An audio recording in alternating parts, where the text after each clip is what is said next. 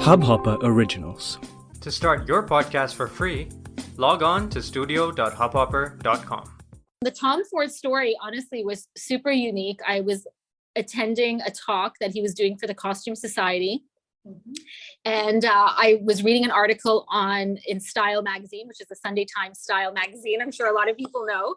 Yeah. And in the article, he was talking about this upcoming talk he was doing at the V&A Museum in London. And it was at the end of the month and, hosted by the Costume Society. I called the Costume Society about 20 times and they're like, "We're so sorry, you have to be a member." And I begged them. I was like, "Listen, I'm a student. I've written essays on him." I was like, "I'll sit at the back. Like, I'll make the donation to Costume Society. Please let me come." They finally give me a ticket. I pay for this ticket. I think it was 25 pounds or something. I paid the ticket. And that day of the talk at the V&A, which was in their auditorium, I had an exam that day. So there was no way I was going to make it on time to this talk that Tom Ford was speaking at with a very well-renowned journalist, Colin McDowell. So I'm like, out of all days, I paid for this ticket at 25 pounds, which is a lot of money for a student. Yeah. And I was like, how am I going to get there? And, honestly, back then, it didn't even occur to me to take a taxi because the traffic in London is so bad. As much as my school was based in Mayfair, the direct line to South Kensington Station was actually super quick. So it's actually faster to take the tube.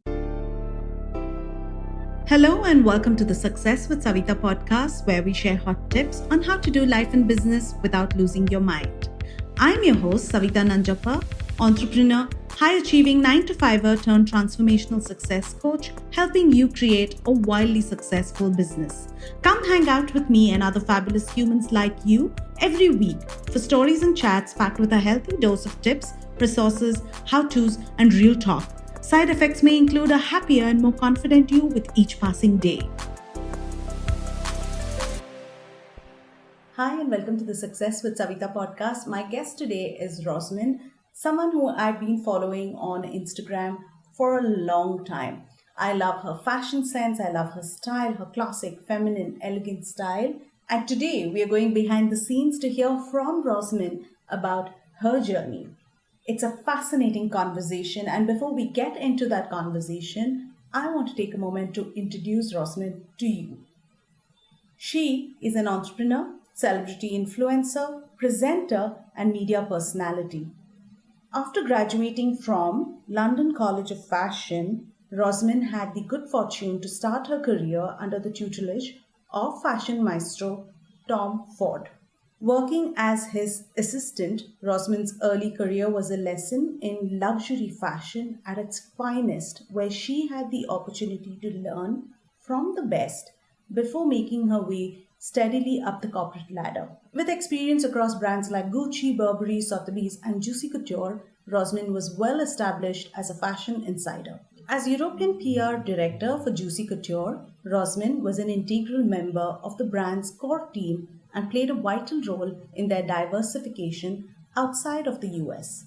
At a time when Juicy Couture was valued at $1 billion, Rosemin was heavily involved in streamlining the brand's identity and worked closely with department stores like Selfridges, Harrods, and Harvey Nichols to set up concessions. She was also instrumental in dressing famous faces such as Gwyneth Paltrow, Madonna, Queen Rania, Kate Moss, Kate Winslet, Jemima Khan, Sienna Miller, Jude Law, Princess Beatrice, among others, in Juicy Couture's iconic loungewear. This was the start of a new era in the brand's global repositioning, and Rosemin's media connections ensured this message was consistently communicated via select publications. She turned entrepreneur in 2007 when she founded her Bespoke luxury management company RR & Co. and was the first PR showroom in the region. The agency focuses exclusively on the luxury sector for fashion, beauty, skincare, and jewellery. Acting as an advisory office by tapping into years of Rosemin's expertise in London and Milan, in head offices, and now translated as digital influencer and brand ambassador for some of the world's leading iconic brands, Rosemin is synonymous with luxury, and her image lends these discerning brands a level of refinement that the Middle East clientele is renowned for. For over a decade, the biggest brands in luxury have trusted Rosemin to represent their presence in the Middle East. Her impeccable style, a chic fusion of elegance and grace, coupled with the confidence she projects both on stage as well as within more intimate settings, have earned her global appeal. Her audience relates to the discreet yet luxurious image that Rosemin has come to be known for, trusting her to draw on her years of knowledge within the fashion and beauty industry. The well-heeled identify with her natural affinity to luxury. Global luxury brands have trusted Rosemin in ambassador roles for over 10 years. Her modest dressing, elegant style, and graceful approach makes her the perfect fit. As a presenter and media personality, Rosemin's presents on her fashion segment, Fashion Thursdays, which aired on Dubai One TV as part of the popular lifestyle show Studio One, firmly cemented her role as fashion expert, further enhancing her profile as a well-respected authority on all things fashion and beauty. As a regular face at events across the UAE, Rosemin is invited to host numerous high-profile shows, product launches, and other select gatherings within the fashion and beauty realm, and is often seen moderating panels as well. Join in as we listen to this fascinating conversation with the elegant Rosemin. Hi, and welcome to the Success with Savita podcast. Rosemin, I am honored to have you here. You're a very special guest and a very beautiful, stunning guest too. And I think you're the closest to fashion royalty I've got. Nonita Kalra was on my podcast as well, but you're like, my God, I was looking at your bio and I was like, oh my God, how lucky am I? So thank you for making time and being so generous with your time today. So welcome to the show. Well, thank you for having me and for reaching out. So I'm really honored to be a part of this. And I love supporting female entrepreneurs and storytellers, because I actually think this is the only way the community of women learn from each other and they grow. So it's always great sharing my story and, of course, listening to your podcast and hearing from other inspiring ladies. Yeah. I want to start off with, while I've read a lot about you and I've done my research, but for my audience, I want to start off with you sharing your journey, starting with, you can start wherever, but of course the Tom Ford story is so inspiring, but take us through your journey and what brought you into fashion. So I grew up in a small town, actually. My parents are immigrants from East Africa, so they were expelled from East Africa, and my dad was studying and starting his business in London in the UK. Mm-hmm. My sister was 3 in East Africa. So, the story, honestly, now that I reflect back, it actually starts back then, because even though I wasn't born, when you have these kind of traumatic incidences that happen in your family, you start seeing the skill set of hard work and starting from scratch and what your family has to do to get back on their feet. So they decided to actually immigrate to Canada, along with my dad has a lot of brothers and sisters, and Canada was a place where most of them were placed. And so they actually most of them decided to move between Toronto and London, Ontario, and that's where my brother and I were born. Mm-hmm. And it actually was a perfect example of seeing both, and not just my dad, actually, seeing my mom and dad work to get their feet back on the ground, to build their business, to have financial security until my brother and my sister, like my brother and myself, were born. And so I think that was the first part of having that basic skill set, because I really believe that everything you go through in life is preparing you for where you are today. And so I grew up in London, Ontario. And one of the best parts about being in a small town is that everyone's very involved with everything. So, I'm from the Ismaili Aga Khani community. We had a small Jamaat Khana mosque. And the best part about that is that, you have a sense of community, but everything you do when you volunteer, everyone knows each other. You do these things from a very young age. So whether it's public speaking or going on stage or, cleaning the mosque, whatever it is, everyone's doing these things. And I think it's really important to really emphasize that kind of skill set, because as you grow on in life to be an entrepreneur, you end up indirectly doing everything, right? Yeah. So my dad had a convenience store. It was one of his first businesses before divulging into accounting and the property market. So he had a convenience store, and I would go in there and my dad would always say, Rosemin, you're always eating the profits, because my brother and I would just go in and eat all the chocolates, when we first moved in, we were really young. But one of the first things I was attracted to were these magazines like Vogue, W, Town and Country. And I was just so visually excited about turning those pages. Even if I didn't understand what the fashion was, I loved the fashion photography. I loved the styling. And so I think that was the first eye opener, to be honest, because what I was doing is, my sister is 11 years older than me. She was my ultimate fashion icon. My sister had the height. She was gorgeous. She was stylish. And so I always kind of looked up to her, and I'd sneak in her room and wear the high heels. Okay. And her and I would keep these, issues of Vogue, and which, only till later in life we realized we had these issues from like the 80s. And I think that was like the first time I started to really realize that I had this creative flair. Going forward as a young kid, I would take dolls and I would literally rip the clothes apart, and I would beg my mom to take me to a fabric store. And I loved touching and feeling fabrics. And one of the first gifts my mom got me was a sewing machine. So she taught me how to use a sewing machine, and I started making clothes for dolls.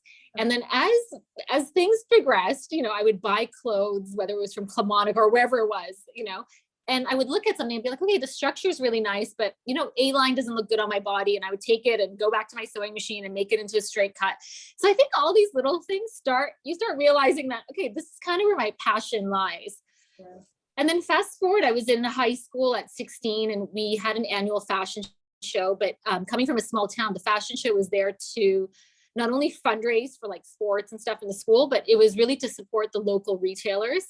And I told the organizers, I'm like, I want to design my own collection. And all of like the girls that were older, like the senior girls, they were the models, and I had them come in, and I made my first kind of collection of dresses. And that was the first time I realized I hated pattern cutting. I hated fabrics. As much as I loved designing it, I had more fun doing the styling. I had more fun really doing that tweaking of it, but I hated sitting at a sewing machine.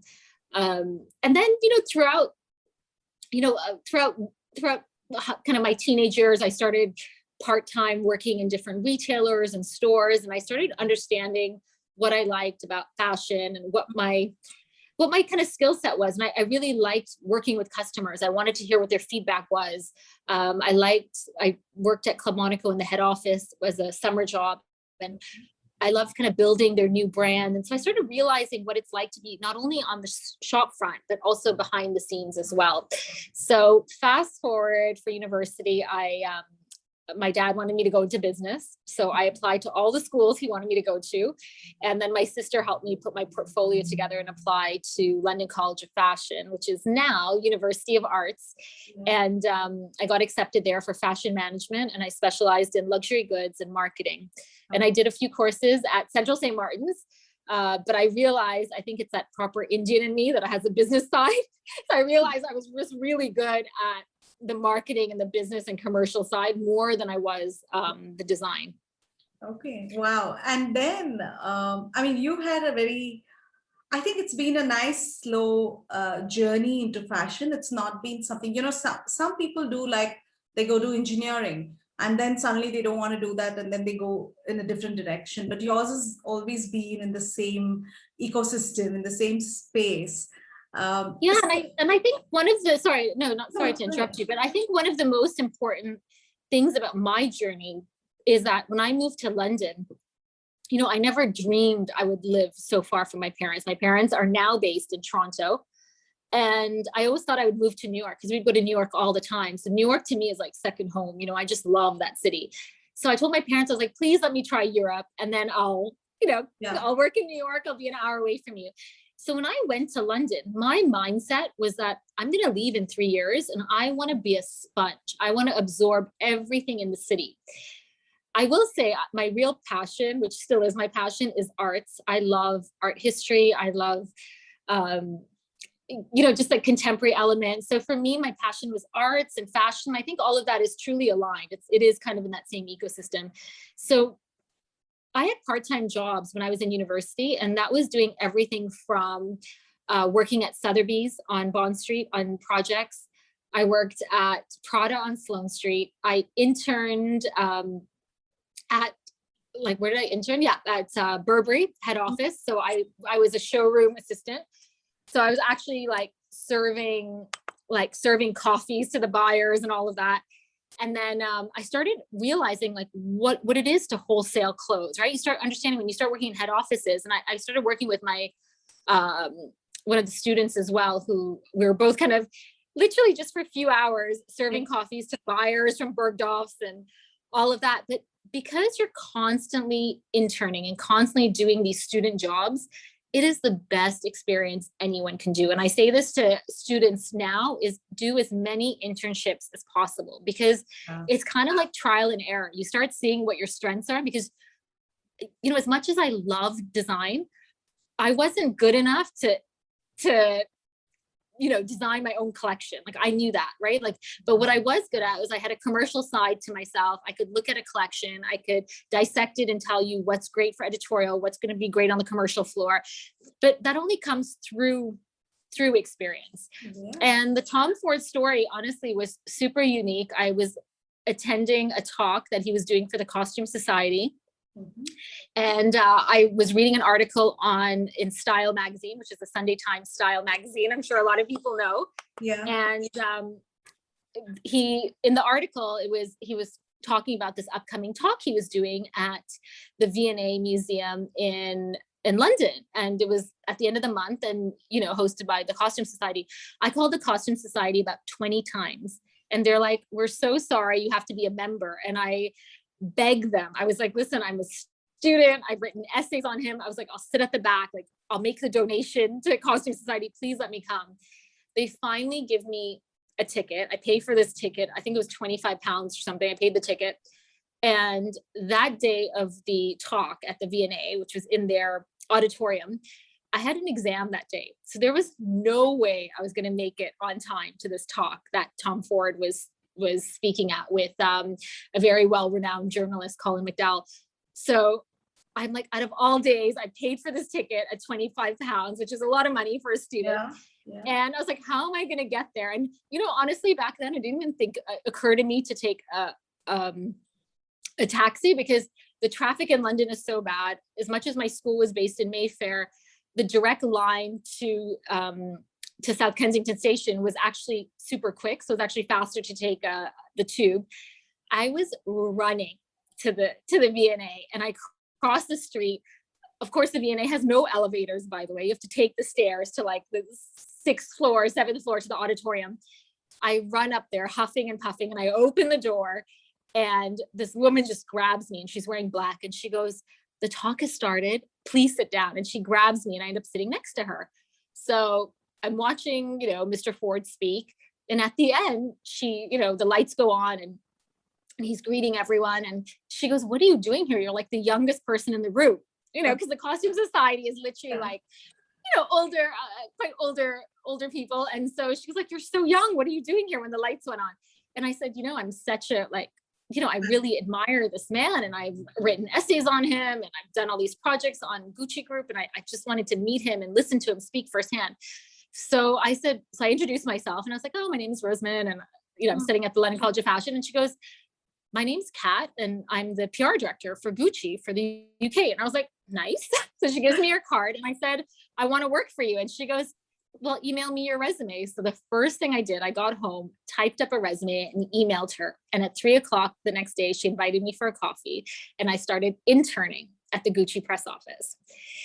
And if you can imagine, back then, there was there was nothing really online. Newspapers and reviews were all done by actual printed newspapers. You had to go at 5 a.m, pick up the papers, cut everything, tape it, fax it. It was very old school back then, but it was such an eye opener. And one fast forward of me working random hours, I would be working there between class in the morning or after school. And one day they were working on a project, and Mr. Ford calls, and he goes, "I need this painting for this dinner. Get one of your interns to run it over." And the Gucci head office was around the corner.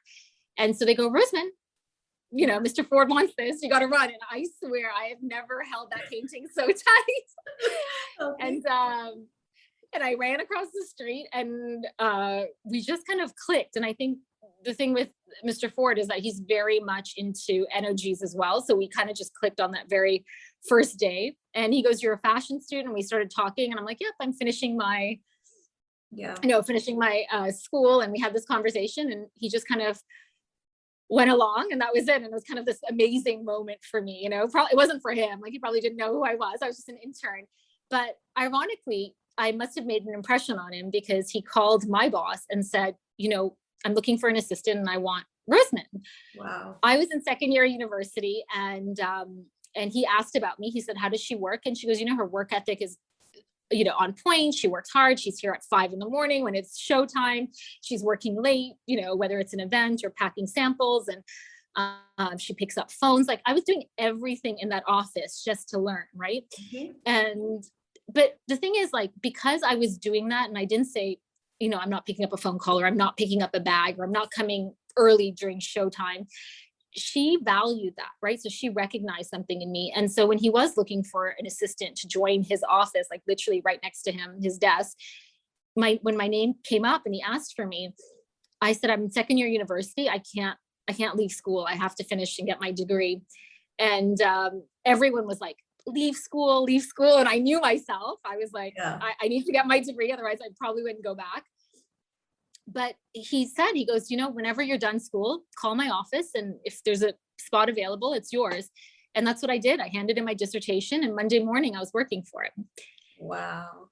So I know it's a long story, but it, you know, I feel like through that story, there's a lot of examples of hard work and loyalty and showing up. I think it's really important to just show up when you have an opportunity presented to you. You got to just grab it. And so I just feel, you know, I'm 41 now and I look back and I really do believe that all these little moments have added to where I am today. Wow, such a fascinating story, and it's incredible. I feel like this is in movies, right? You see all this in movies, and you know what you're reminding me a lot of. I don't know, you must have got this a lot. The Bold Type is on Netflix right now, and Sutton is it on Netflix? You have to. Actually, my brother is on that show. You have to watch him. I think he's on an episode. He's an actor. Wow. Okay. So there is this girl called Sutton, this character, and she's exactly like this. She's a stylist. She didn't want to be a designer. She thought she wanted to, but I mean, so resonating so much. But more than that, I think what stands out for me is not just you showing up, but you saying yes to opportunities. That's one. But you know, like not giving up, even if somebody said no, like making that call 20 times, the work ethic, that's amazing. And that's what we want everyone to keep going. Even when you hear no, you'll get rejected every day in business. But to be able to keep going, that's so powerful. Oh my God, that was such a wonderful story. And it really feels like it's so fascinating to hear. So when you worked with him, just continuing from that, because I've read so much about his work ethic and how, you know, especially when I think when he did the movie and Julianne Moore did this interview.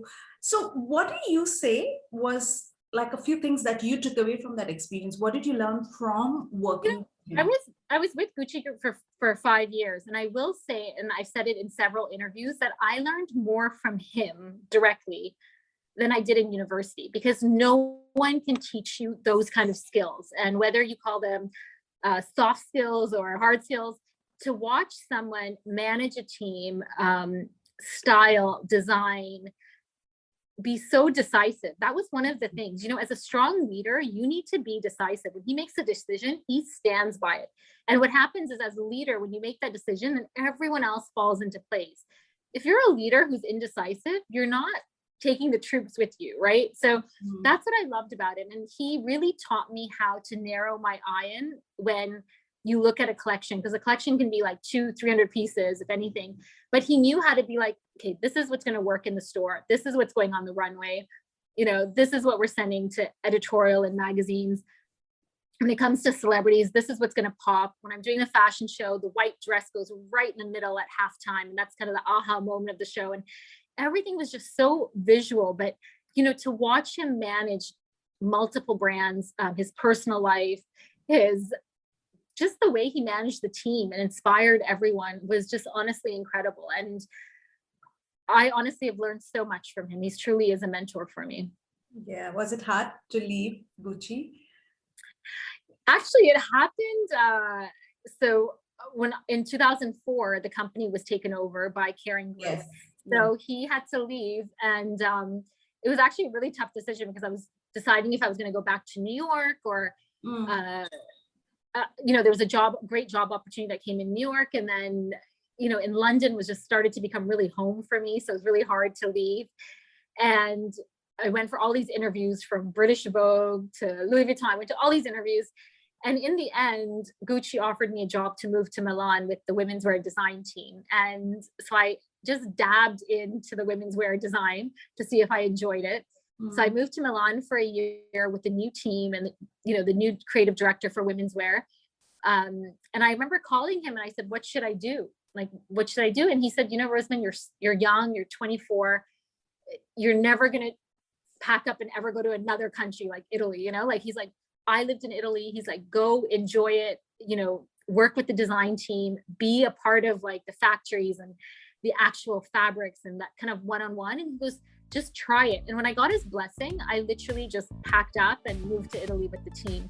But it was actually a really good time for him as well, because as much as he was starting Tom Ford Beauty, he took a time out as well to really just relax. Because I think he was burnt out for so many years. So I did Gucci for a year, Gucci, Milan head office for a year. So yeah. Like what you hear so far? Make sure you never miss a show by clicking the subscribe button now. Stay tuned as we take a quick break and we'll see you on the other side of the show. So when did the presenter now, we're going to different years in your career journey, when did you start moving into being a presenter? I do have a question about Hollywood celebrity before that, but I'll come back to this. So I think, presenter actually just happened really organically. I guess organically, yeah, because growing up, I used to do a lot of stuff on stage, but my brother is the one who does all the big shows, and he really trained me to kind of perfect my voice and breathing and the presence on stage. So a lot of the credit goes to him because he's just always been a natural talent, and he used to have his own show in Canada, and now he lives in LA and he's an actor. So I think there was something probably a part of genetically, we kind of had that presence on stage. We were always doing things. But I think honestly, it happened organically, especially in Dubai, when I moved to Dubai about 15 years ago. I got a TV show, Dubai TV called me and they were like, no one has your experience when it comes to fashion and dealing with designers and red carpets and, a proper background in this field. And he goes, and the director at the TV station, they told me, they're like, we need someone who has an authoritative voice in the industry. And they're like, can we give you 15 minutes of airtime every Thursday? So I was like, okay. So that's what I was doing. I was live on air. I was talking about fashion, beauty, red carpet, events that were happening around the globe, covering the Dubai Film Festival, as well as other events. And that's kind of how it started. So the show kind of kicked off my career here. Yeah. Okay. Awesome. And you started your consulting company a little later. Was it at the same time that you were doing presenting? And it was. So I used to travel to Dubai for the past, 20 something years. I would come here on the weekends, and it was kind of a break because if you know London, it's so gray and rainy. So they had this amazing flight on Emirates, which was 10 p.m. from the UK from Heathrow, and you could come back on Monday morning at 6 a.m. So a lot of us would come to Dubai, get some sun, hang out on the beach, because you could work all day on a Friday, take the 10 p.m. flight, have a great weekend in Dubai, just sitting on the beach and then coming back. So I started knowing my bearings of the UK and working at Gucci. We'd already opened a few stores. And prior to that, in 2006, I joined Juicy Couture because it was...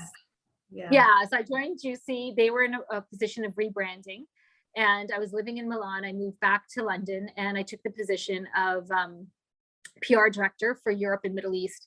And it was my job really was to rebrand Juicy Couture for that region and for globally, actually, with the team in New York and LA. And so I was with two other ladies. So one was the GM of the company, myself, and then we had an office manager. And if you can remember Juicy Couture in the early 2000s, it was valued at $1 billion on the New York Stock Exchange. It just got bought up by this Claiborne. I mean, it was the brand to know. And it was everywhere. And it was everywhere. Yeah. And so I used all my celebrity contacts from Gucci, everyone from Queen Rania, Gwyneth Paltrow, Wow.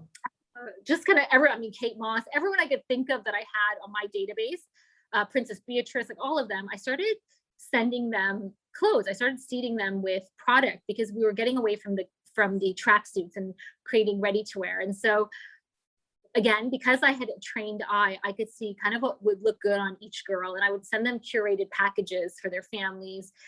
And I started seeing them wearing it. And all of them would send me a message back going, okay, Rosemin, we never thought Juicy was something that we wear, or the jeans are so comfortable, or the jackets are so comfortable.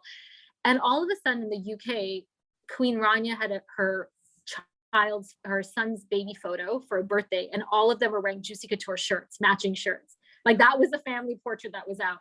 Then there was another picture of Kate Moss on the cover of Daily Mail wearing a Juicy Couture trench coat that I had gifted her. And they were like, nope, she's not wearing Burberry. And it was like, these were like the headlines, you know? And then in American Vogue magazine, there was a picture of Kate Moss wearing Juicy Couture sunglasses. And so all of a sudden, everyone was like, who is this girl who has transformed Juicy? Because we were bringing out all these categories. I reported directly to the two creative directors based in LA, Pam and Gila. And they just kind of gave me free reign to really change the brands. We started opening concessions in Harrods and Selfridges, and I started building the PR offices across Europe, in Milan and Paris, and created a vision of what we wanted this brand to be. So I was there for about a year and a half, and we worked nonstop. So we brought out categories for men, kids, homeware. We had a great showroom in Mayfair, and it was just a really cool experience. And fast forward to 2007, I came to Dubai and was sorting out a house here, and I was here for 3 weeks. And while I was in Dubai, I started getting all these calls from people who are my ex-colleagues, and they were like, Rosemin, you're in Dubai? And I was like, yeah, I'm here for 3 weeks. We're just sorting out this house. And they're like, listen, can you do me a favor? Can you go into Jimmy Choo and just tell me what the service is like? Can you go into Chanel? Tell me what the service is like. And so basically all my ex-colleagues had moved. They'd all left Gucci, obviously, and they were all working for different brands, and they just didn't want to travel. They're like, would you mind just telling me, like, is the visual merchandising right? Is the, does the sales staff know what a Ramona bag is? Do they know who Tamara Mellon is? And all these kind of questions, because if you can imagine 15, 20 years ago in an emerging market, you never had joint ventures. You just franchised your brand, right? So you really didn't know what was happening. The only thing you would see is what the sell-throughs were. Yeah. So the brands, the head offices in Paris and London and New York would be like, oh, this brand is doing great. We have 90% sell-through, but they don't realize that there's sale signs everywhere. The store's a mess, or the staff hadn't been trained. So I started doing this mystery shopping, essentially. Yeah. And I'd email them back, and not even like a formal email. I'd be like, hey, just so you know, this is how she described the bag, or this is what the merchandising was, or I think you're missing more classic styles. Or I just kind of give feedback, helping my friends. And then one day I get a call from Tiffany's in New York, and the gentleman calls me and he goes, hi, I'm the VP of, marketing, global marketing. And, I got your number through X, Y, and Z. And he goes, I heard you have a consultancy firm in Dubai. And I was like, what? And he goes, well, we want to hire you, and we want you to open our store in Dubai's largest mall, which is Dubai Mall. He's like, it's opening up in 6 months. We want you to train the staff. We want you to do the PR. We want you to, host the CEO and the gemologist and the famous yellow diamond, and come up with a concept and let me know. And this is how much we're paying you. And I was like, what?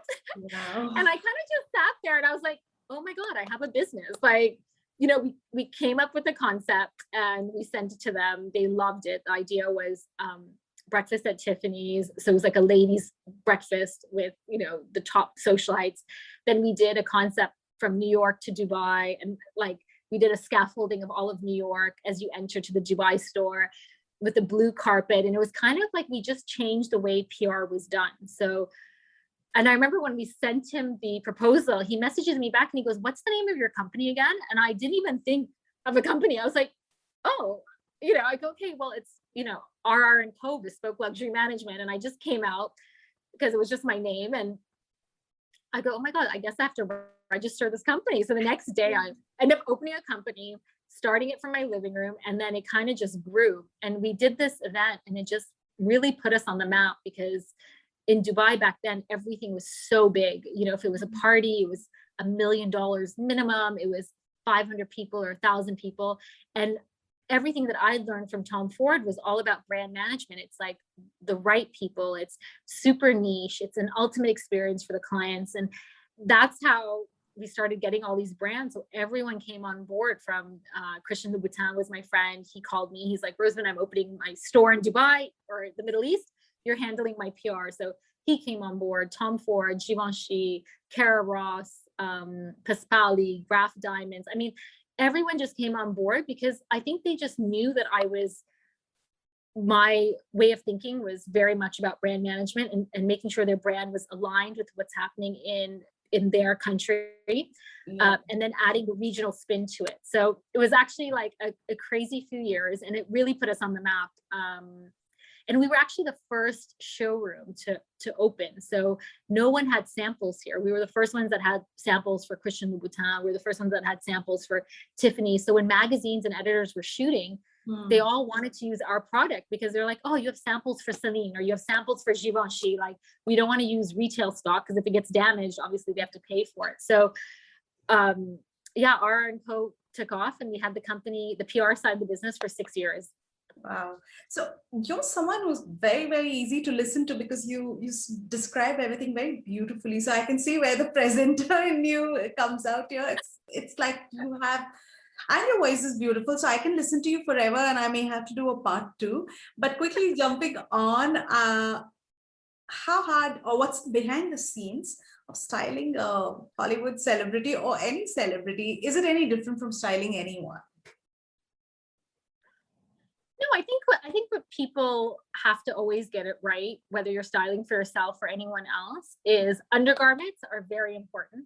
Okay. Very important. And I always tell women, I'm like, that nude seamless underwear is not the sexiest underwear, but everyone should have it. So I always say invest in good undergarments, because that can actually change the whole look. Yeah. Investing in good shoes that you can walk in. But it's always about the body shape. And I think a lot of people get carried away where they see a trend and they want to be a part of that trend and wear it. But if it doesn't suit your body shape, it's not going to do any justice, and it'll look more like a disaster than anything. So I don't look at a celebrity or a normal person if I'm working with someone, or if they ask me for my advice, because I always think body shape, occasion, dressing for the occasion is really important.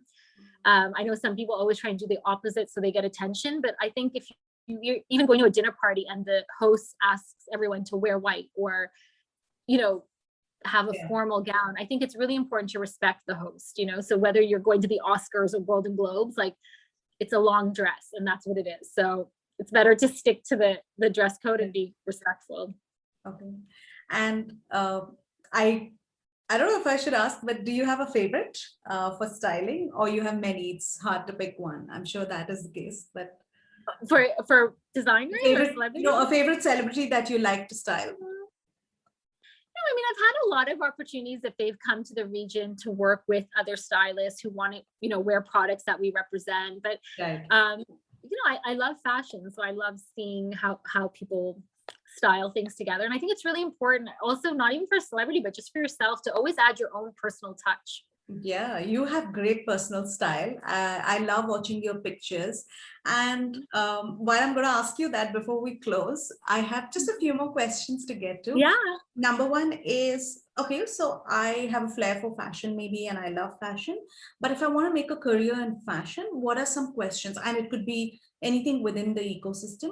What are some important questions that one should ask themselves, whether they want to make a career or build a business in fashion?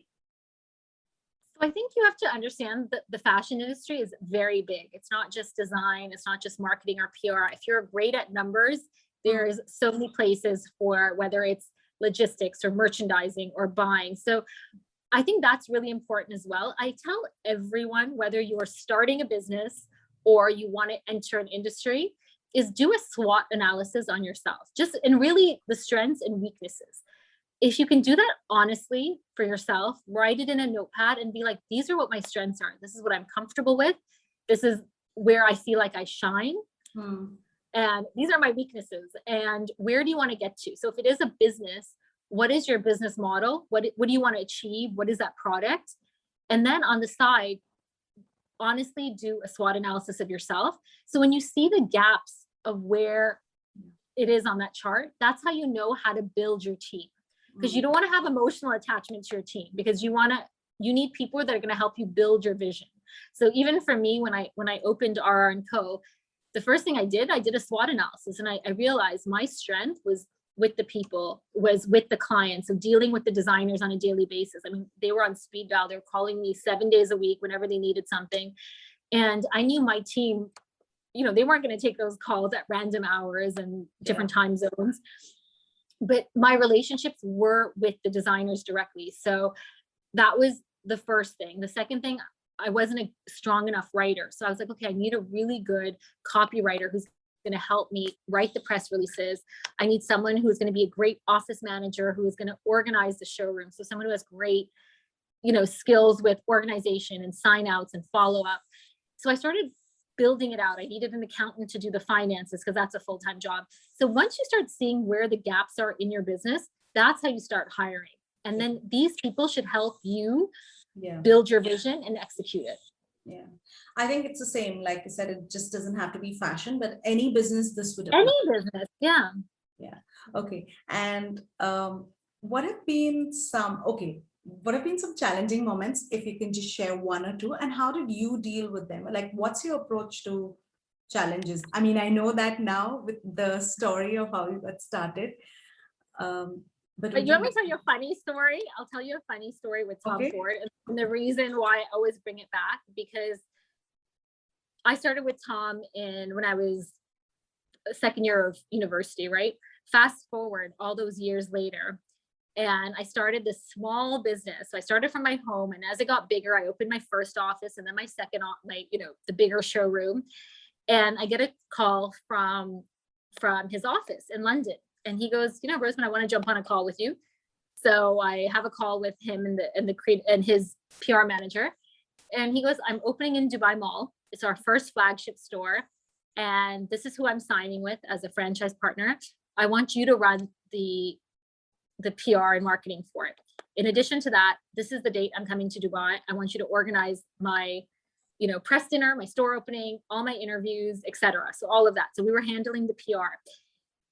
This is someone who didn't interview 10 different PR companies or anyone else, because he knew exactly how I was trained, because I learned from him, right?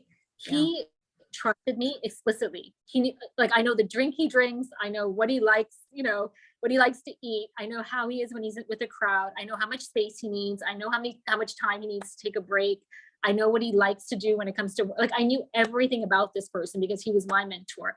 And honestly, for me, that was that kind of aha moment, that tipping point, because if someone you work for can come back to you and say, I want to be your client, that was a moment of validation for me, that I knew I was on the right path. I knew I was working hard. I knew that my hard work and loyalty and all those other aspects counted for something, because he still remembered all those years to actually just be like, Rosemin, I trust you. I want you to handle this for me.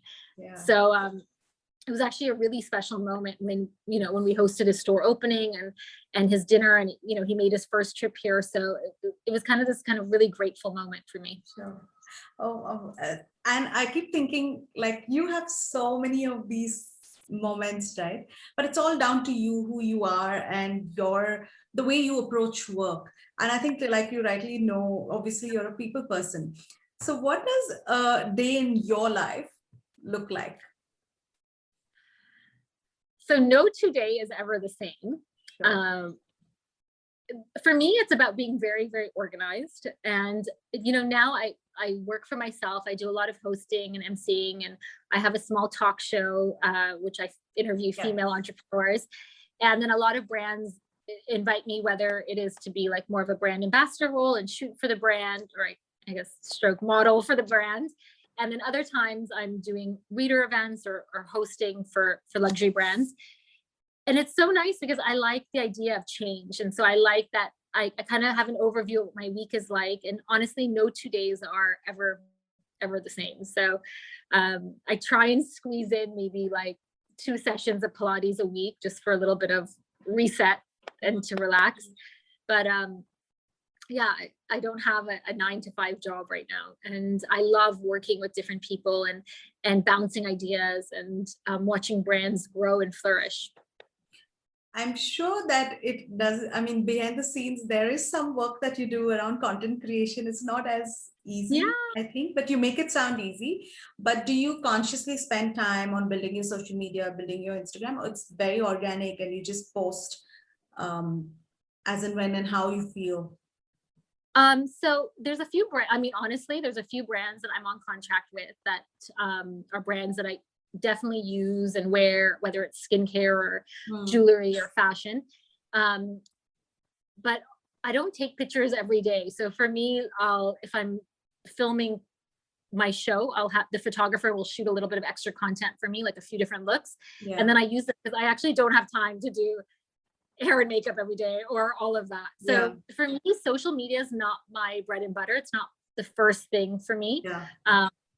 You know, R&Co, which is like the consultancy side of the business, is my first everyday job. And that kind of includes the media side, so the presenting and all of that. And social media is really the second layer because a lot of people, you know, if they want to catch an interview or see what I'm doing or ask me questions, they do go through, you know, Rosemin's world. So, yeah. Okay, so I think it's very organic. That's what I'm hearing. And I think for you, like I've been following you for the last 3 years. And Thank you. The reason why it's strange is because I never thought someday I would be talking to you because you're like this glamorous, beautiful, stylish woman. I'm like, what is she wearing? Like, where's she getting it? And then fast forward, I think this is right. And we need to hear you and your story and what you're like such a mystery sometimes, at least because I'm a follower. I guess for a fan who's just following you, it's like that. So that's what your life looks like on a day-to-day basis. So is there a mantra that you live by? Is there something that you'd like to share about your attitude towards life? I think my attitude towards life is do everything in moderation. And that is for everything, whether it's dieting or food or exercise. I mean, I hate exercising. I just have to force myself to do it. But, you know, I realized like I actually enjoy Pilates. Like I was killing myself trying to do something in the gym where it just wasn't me and I would hate it. So then I finally found something I love or that I enjoy doing. So, and I think so everything is honestly in moderation. Even when it comes to food, I don't want to stop eating the chocolate I like or desserts or whatever. So I'm like, okay, rather than eating the whole cake, I'm going to have one slice and I'm just going to enjoy it. So for me, everything is moderation.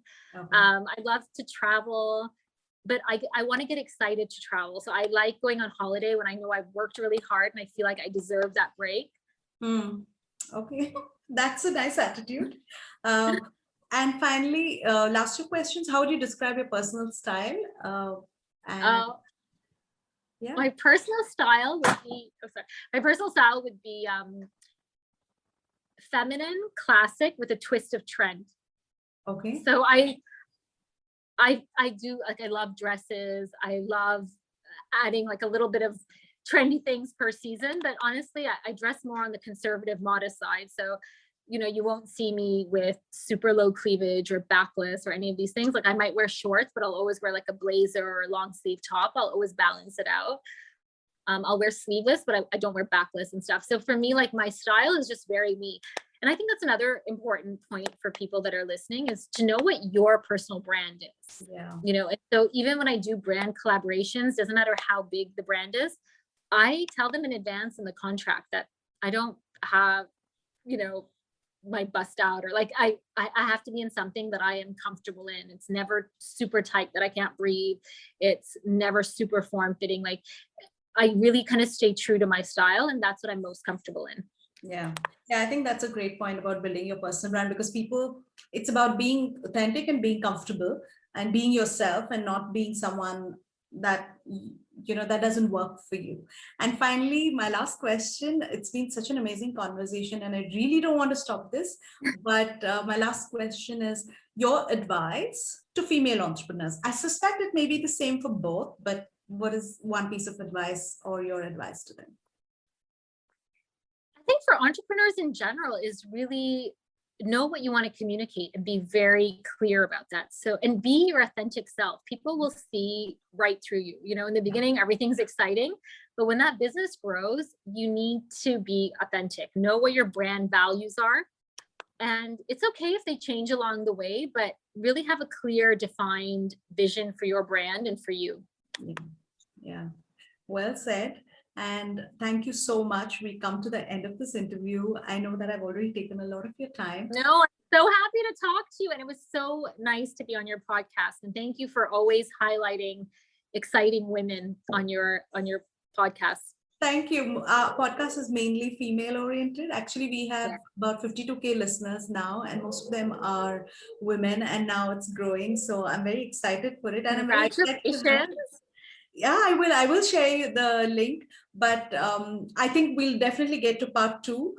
But before I let you go, one last one. What's next for you for this year? Well, I am definitely seeing my family. I haven't seen them in a year and a half. Yeah. So I'm super excited to travel to the States and to Canada, to Toronto to see them. So my brother's in LA, and so I just want a few weeks with him on the beach and hanging out with some friends, and then I'll go see my parents. And then I think September, it's been such a crazy, unprecedented year, not only for myself, for everyone globally. So it's been really hard to plan. I think that's been the hardest part. But I think for anyone setting up businesses, making sure you invest in technology, you want to be able to communicate to your consumer, to your community. I think that's kind of where things are going forward. And I don't know, hopefully we'll have something exciting to share with you in the fall when we do part 2, but I would, always happy to see you. I hope so. Thank you so much, Rosemin. You've been really such a beautiful, lovely experience talking to you, and you're such a great presence. Thank you for being on the show. And I will share with you all the links and everything when we come out.